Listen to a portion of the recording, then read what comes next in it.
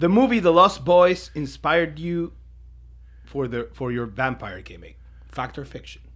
That's a fact. True. Cool.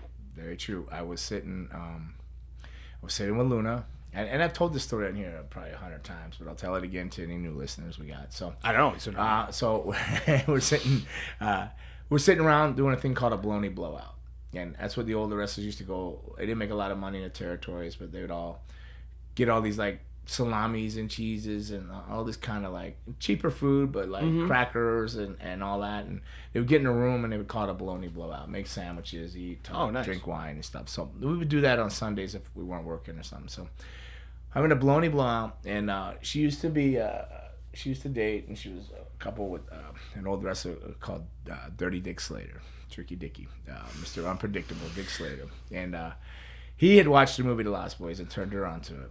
And she was telling me, you really got to watch this movie. You got to watch this movie, The Lost Boys. And I said, okay. So sure, whatever. Some red wine, some cheese, crackers, whatever. Lost Boys are on. Great movie. I loved it. At the end of the movie, I go, it'd be cool to be wrestling vampire. Wrestle as a vampire.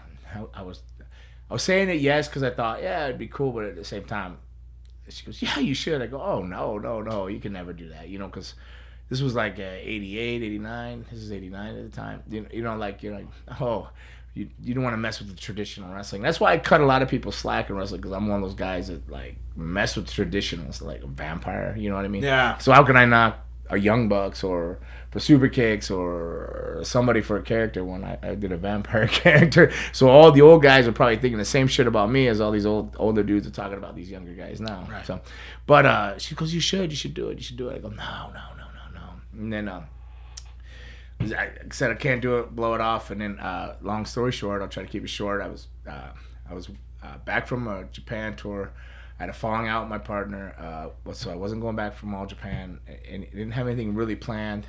Wasn't sure where to go. I was doing the Blackheart characters, and when we had a falling out, I wasn't sure what direction I wanted to go or what I was going to do or get another partner. He had picked up another partner, Dave Johnson, and they were going to go back for another tour, and that's the one.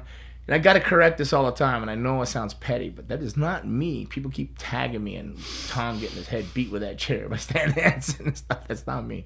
That was Tom and Dave Johnson. Poor Dave Johnson got knocked out like 3 times by Spivey, and Hansen just killed him. I felt bad for him. But it wasn't me. Not that I haven't been beat on or anything like that. It's happened, but that wasn't me getting murdered that time. But so I was in between. I didn't go on that tour trying to figure out. A guy came up to me and said, "You look like a wrestler." And of course, it's like, yeah, I'm a wrestler. I bowed my chest up. But he was a booker from Puerto Rico. His name was Barabbas. And he asked me what character I had. And I'm thinking Puerto Rico, I thought monster. So the first thing I said was vampire. Oh, you're a vampire. You got any pictures? No, I didn't have any pictures. I said, I can get you some pictures, yeah. So over that night, I had went home and I had to figure out a whole vampire thing. So I got Lee press-on nails, the girls, the nails they could just press on. And I'd find the ones that fit my tooth right there, and then I would cut it and super glue it on. I'd paint it the color of my tooth, clip it, and super glue each one on. Like that. I had a mohawk, so I'd stand the hair up straight, and then I'd paint the eyebrows on, the black eyebrows. And I took my old Blackheart thing, cut it in half, and made it more like a shawl instead of a long Druidy thing. I made it like a half one, so it looked more like a cloak. Right. So there, and I put on trunks, because I wore longs and like a top and everything with the Blackheart. So I just put on trunks and tried to look different, painted my nails black. I took some pictures, got them developed in like the 24-hour thing, overnight. And I showed up the next day with like 8x10s. He's like, oh, this is great, and he had me, I was going to fill the things out, the height and the weight. He says, you got to fill the back of it out, so. I was gonna put 6'2", and he's like, no, 6'3", 6'4". I'm like, okay. He goes, trust me, and then I did that, and then the weight, I was 220, and he's like, no, 260, or whatever it was. He gave me some other long gimmick weight. I'm like, what? He says, it's okay. So I'm thinking, I had already called, and somebody I called Luna and said, do you know this Barabbas? He goes, yeah, he's legit. I'm like, okay, because she helped me with the pictures. I had called her that day that I met him, but now he's getting me do all this. I'm getting worried. But I'm thinking, she says he's legit. So he takes all this information, and maybe 2 weeks later, I'm not even sure, I get a phone call. Hey, This is the Puerto Rico office. I don't know if it was Hugo or it was Savio that called me. I can't remember. But it was one of them. They had just opened opposition. They're going to run their first show against Carlos after the Brody stuff. So I go down there and they had me work Jose Luis Rivera Jr. You know that? He was one of the conquistadors. Jose Luis Rivera Jr. Okay. He'd always say, I always thought he was saying, fuck you, go to the beach. But he's always saying, fuck you, beach. like beach. You know, he had a very thick accent, you know.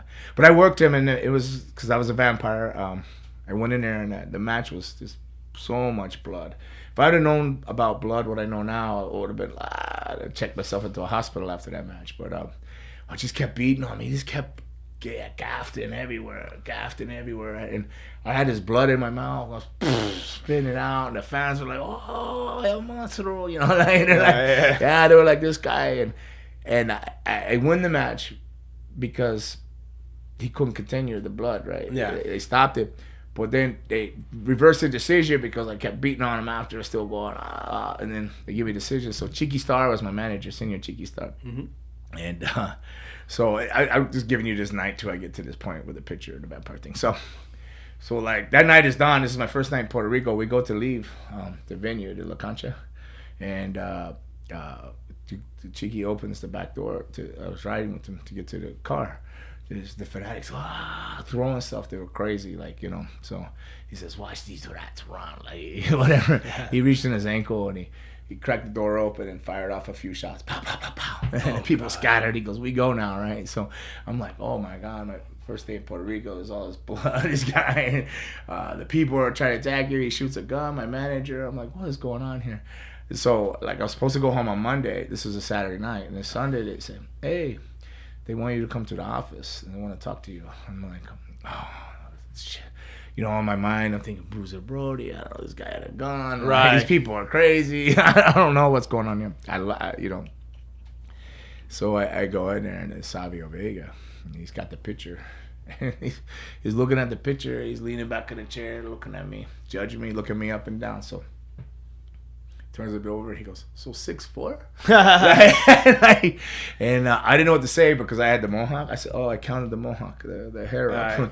And he looked and he goes, what, you have AIDS or something, motherfucker? Like, it's because it says 640 or whatever I put.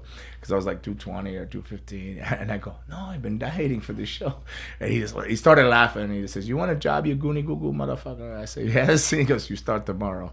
And so I got hired, right? So that's what that picture, that's the vampire thing. It came from The Lost Boys, the movie. And then that's how it evolved into becoming that. So I worked there. And I was called Lestat, the vampire, which for some reason in Puerto Rico, they couldn't say, can you say Lestat? Lestat? So you say Lestat good, that they would say Lester.